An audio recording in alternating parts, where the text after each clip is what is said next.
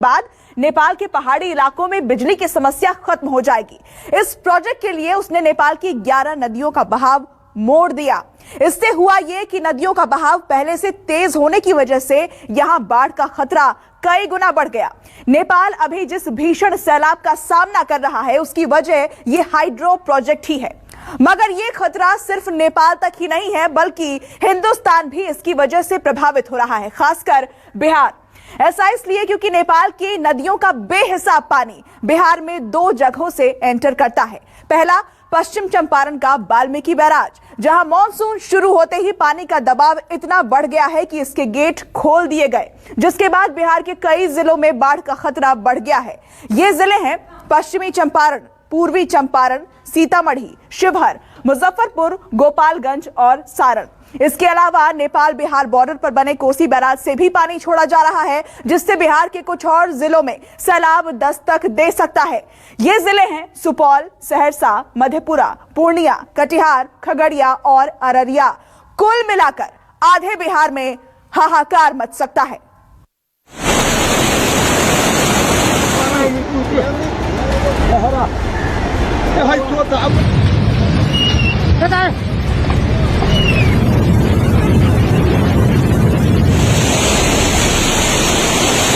पानी की प्रलयंकारी तस्वीरें नेपाल के सिंधुपाल चौक की हैं, जहां बाढ़ ने ऐसा भयानक रूप अख्तियार किया है जिससे हजारों लोगों की जान आफत में आ चुकी है। इन तस्वीरों को जरा ध्यान से देखिए। बाढ़ का पानी अपने साथ बहुत सारा गाद और कीचड़ भी बहाकर ले जा रहा है। इसकी वजह से नदी के किनारे बसे लोग एक बड़े खतरे के जद में दिखाई दे रहे हैं।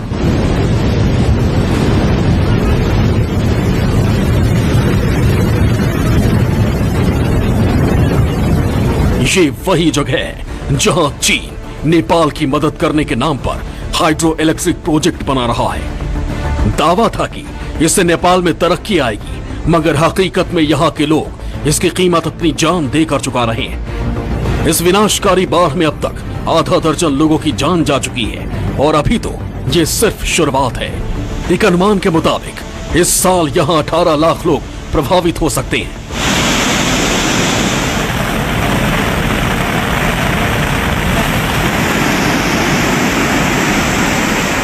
करिब 18 लाख मानिसहरू विस्थापित हुनुपर्ने अवस्था अथवा 18 लाख मानिसलाई चाहिँ प्रत्यक्ष रूपमा असर पर्न सक्छ भन्ने हामीलाई मेट्रोलोजीबाट त्यो खबर आएको छ। बाढीबाट मात्रै 17 लाख भन्दा बढी र पहिरोबाट 1,17,000 भन्दा बढी मान्छेहरूलाई असर गर्न सक्छ भन्ने जुन सूचनाको आधारमा त्यो स्पोटहरूलाई हामीले यो ठाउँ खतरा हुन्छ, जोखिमयुक्त छ भनेर पहिचान गरेका छौँ। अब सशस्त्र प्रहरी बलको म्यान्डेटमै यो विपद व्यवस्थापन कार्य परेको कारणले गर्दाखेरि नेपाल के घर में घुसकर चीन उसे बर्बाद करने की साजिश तो रच ही चुका है, मगर हमारे लिए चिंता की बात यह है कि इसका असर हिंदुस्तान पर भी दिख रहा है।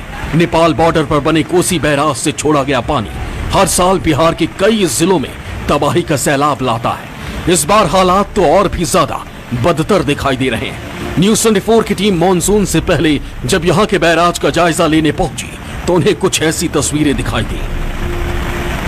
सप्तकोसी नदी के ऊपर बना बैराज पर हम खड़े हैं। देखिए, सभी फाटकों को खोल के रखा गया है। इस बैराज में करीबन 56 फाटक हैं, जिसमें से अभी हम 14 नंबर फाटक पर खड़े हैं और लगातार जो है जलस्तर जैसे जैसे वृद्धि होती है तो ये फाटक को खोला जाता है। फिलहाल जो है इस बैराज की क्षमता 5 लाख क्यूसेक वाटर डिस्चार्ज करने की है और अभी 1 लाख वाटर जो है मानसून सत्र के शुरू होते ही डिस्चार्ज किया जा रहा है। यह कहीं ना कहीं बिहार के लिए खतरे का संकेत है, क्योंकि जब मानसून सत्र की शुरुआत में ही 1 लाख क्यूसेक पानी डिस्चार्ज किया जा रहा है तो मानसून के पूरे ढलने के बाद क्या स्थिति होगी। और इसी चीज को दिखाने के लिए हम अभी आपको कोसी बैराज पर लाए हैं।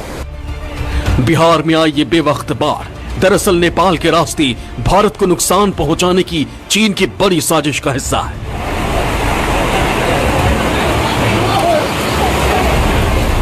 नेपाल के सिंधुपाल चौक में चीन 6 हाइड्रो पावर प्रोजेक्ट पर काम कर रहा है। ये प्रोजेक्ट 11 नदियों पर बनाया जा रहा है। प्रोजेक्ट बनाने के लिए 11 नदियों का बहाव 6 जगह पर मोड़ दिया गया है। इससे मानसून में इनका बहाव पहले के मुकाबले काफी तेज हो गया है, जो अपने साथ बड़ी तबाही लेकर आया है।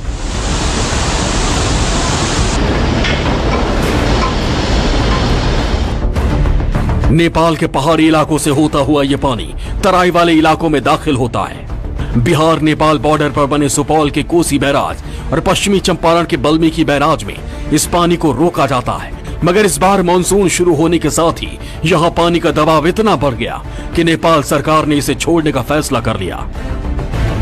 यह पानी अचानक कितनी आई कहां से, इस चीज को भी जानना बहुत जरूरी है, जिसको जानने के लिए न्यूज़ 24 की टीम नेपाल पहुंची हुई है।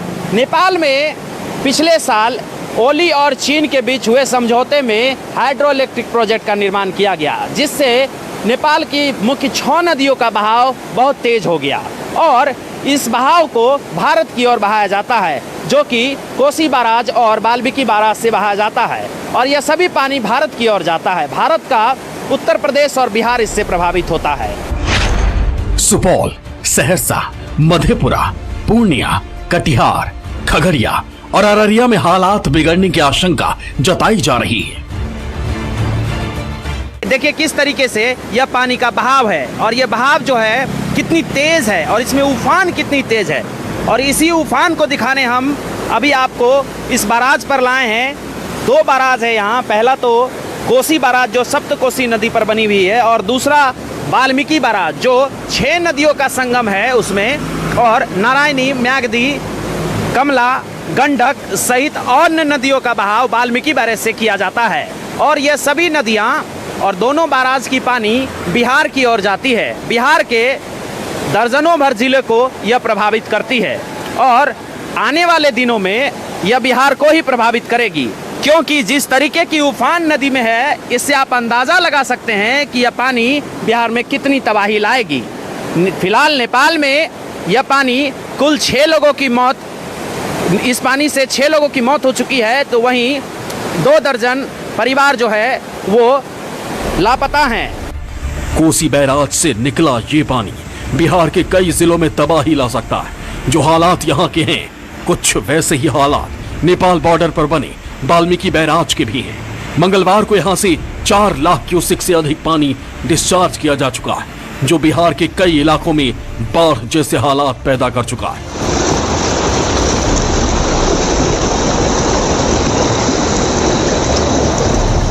यह पानी का कारण क्या है, हम आपको यही दिखाने और जानने के लिए यहाँ तक लाए हैं। और देखिए ये पानी जो है वो पीछे पहाड़ी इलाकों से आता है। मानसून सत्र की अभी शुरुआत हुई है, 3 दिन पहले मानसून गिरा है और इतनी भयावह स्थिति यहाँ पर देखने को मिल रही है। यह जो है इसका कारण एक ही है कि नेपाल और चीन के सीमा पर सिंधुपाल के समीप एक हाइड्रो इलेक्ट्रिक प्रोजेक्ट का निर्माण किया गया है, जिससे सभी मुख्य नदियों का बहाव भारत नेपाल सीमा पर अवस्थित वाल्मीकि और कोसी बैराज में किया गया है, जिससे भारत ज्यादा प्रभावित होता है। नेपाल के रास्ते हिंदुस्तान में हाहाकार मचाने की चीन की साजिश को जल्द से जल्द नाकाम करना होगा, वरना हर साल यूपी और बिहार के लाखों लोग की जान ऐसे ही खतरे में रहेगी। अभिषेक मिश्रा, न्यूज़ 24 नेपाल। तो जिनपिंग की जल चाल का प्लान सिर्फ नेपाल को ही नहीं डुबोएगा, बल्कि इससे हिंदुस्तान के एक बड़े हिस्से पर भी सैलाब का खतरा मंडरा रहा है।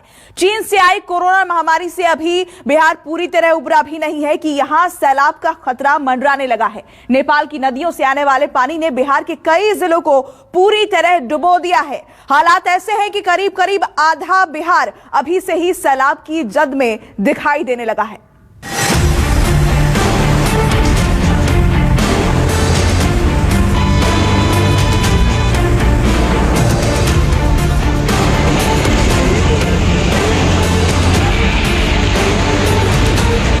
कहीं स्कूल डूब गया, कहीं पुल टूट गया,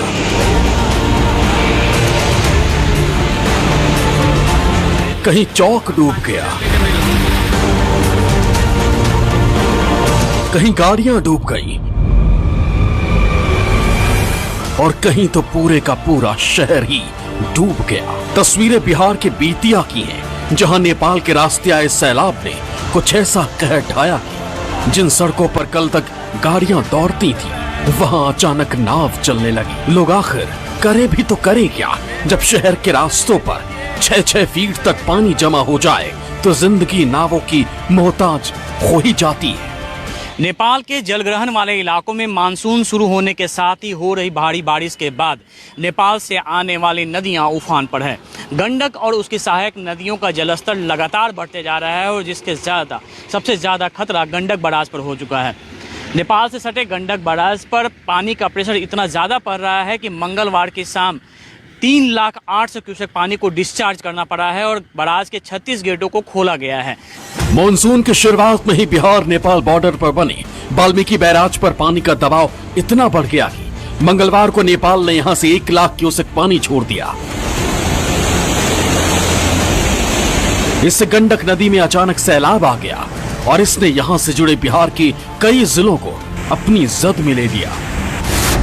पश्चिमी चंपारण, पूर्वी चंपारण, सीतामढ़ी, शिवहर, मुजफ्फरपुर, गोपालगंज और सारण के लाखों लोग इस बेवक्त वाली बाढ़ की चपेट में आ चुके हैं और बाढ़ की रफ्तार के साथ इससे प्रभावित होने वाले लोगों की तादाद भी तेजी से बढ़ रही है। अब तक करोड़ों की संपत्ति का नुकसान हो चुका है और सैकड़ों लोगों की जान खतरे में है। रामनगर प्रखंड जो मौई पंचायत के नदी के कटाव के चलते हम लोग के घर में पानी डूब रहा है। अभी ये बहुत मुसीबत हो रहा है कि पानी जाए, 4 घंटा और बारिश हो जाएगा, 4 घंटा और बारिश हो जाएगा तो घर में पानी डूब जाएगा। अभी फिलहाल में डूब ही रहा है। भैया यहाँ का हालत पानी से बहुत ज़्यादा खराब हो गई बा। घर हमनी के पूरा डूब चुकल बा। अब घर में से सामान निकाल के ऊंचाई के जगह जाता नहीं सन। जो हालत बेतिया की है वही हाल गोपालगंज का भी है। नेपाल से आई बाढ़ ने यहाँ ऐसी तबाही मचाई कि हर तरफ सिर्फ पानी ही पानी नजर आ रहा। सैलाब की तेज रफ्तार अब तक यहाँ की कई सड़कों और पुलों को निगल चुकी है, जिससे लोग अपने घरों के भीतर कैद रहने को मजबूर हैं। हालात कुछ ऐसे बिगड़ गए कि प्रशासन को 22 पंचायतों को हाई अलर्ट जारी करना पड़ा। गंडक नदी के जलस्तर में बहुत तेजी से वृद्धि हो रही है। अभी 3,72,000 क्यूसेक पानी वाल्मीकि बराज से छोड़ा जा चुका है। उम्मीद है 4 लाख क्यूसेक पानी आएगा। निश्चित तरीके से पिछले साल जो 3,82,000 क्यूसेक पानी छोड़ा गया था, उसी के चलते 10 जगह तटबंध बांध टूट गया था। अभी आप लोगों को सजग और सावधान किया जा रहा है कि आप सभी लोग ऊंचे स्थलों पर आ जाएं। नेपाल के रास्ते आई इस बाढ़ ने बिहार सरकार की मुश्किलें भी कई गुना बढ़ा दी है। सीएम नीतीश कुमार खुद हालात पर नजर रख रहे हैं। गंडक नदी में आए उफान के बाद अब बिहार के मुख्यमंत्री नीतीश कुमार लगातार अधिकारियों के साथ बैठक कर रहे हैं और बाढ़ राहत के कार्यों का मुआयना कर रहे हैं।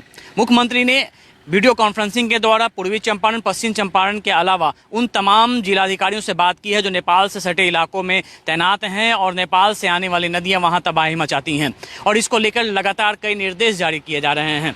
हालांकि दावा यह किया जा रहा है कि इस बार जो तैयारी है वो पुख्ता है और बाढ़ के हालात नहीं उत्पन्न होने दिया जाएगा, लेकिन सबसे ज्यादा परेशानी है नेपाल से आने वाली नदियों की पानी।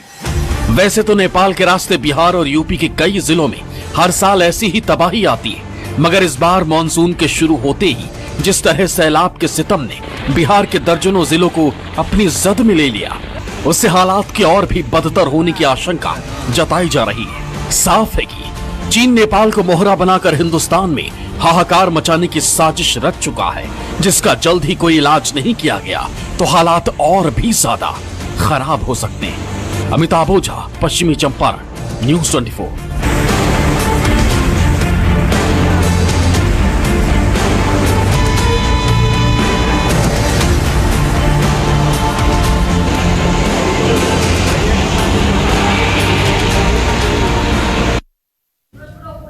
तो क्या है जिनपिंग का ये जल चाल हिंदुस्तान और नेपाल को डुबाने का? हमारी इस खास पेशकश के जरिए आपने देखा और अब वक्त हो गया है 10 की डिस्कवरी का, लेकिन उससे पहले एक नजर इस वक्त की टॉप हेडलाइंस पर।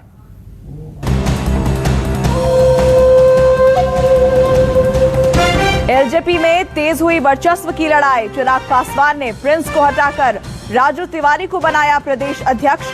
कल पशुपति पारस ने बुलाई पार्टी कार्यकारिणी की बैठक। एलजेपी में टूट पर चिराग पासवान का छलका दर्द। कहा, चाचा कहते तो पद छोड़ देता, पापा के निधन से नहीं बल्कि आज हुआ अनाथ। नहीं हुआ था जब पापा का निधन हुआ, शायद अब हुआ जब इन्होंने भी मेरा साथ छोड़ा। अयोध्या जमीन विवाद में संजय सिंह का आरोप, पाठक परिवार और सुल्तान अंसारी की डील में रवि मोहन की एंट्री कैसे, चंपत राय बताएं रवि मोहन के साथ उनका क्या रिश्ता।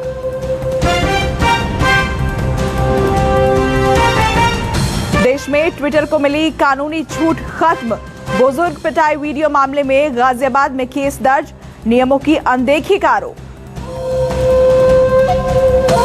हेडलाइंस प्रेजेंटेड बाय पतंजलि केश कांति, बालों का झड़ना, सफेद होना, रूसी आदि समस्याओं का समाधान। Associate sponsor Simco Oxyveda herbal care bleach cream, हम रखें आपकी स्किन का ध्यान। पतंजलि बिस्किट खाइए और स्वस्थ रहिए। Servokon, India's number 1 servo voltage stabiliser, रखे सब कंट्रोल में। जिंदल पैंथर TMT रीबार्स, देश की शान, हर निर्माण की जान।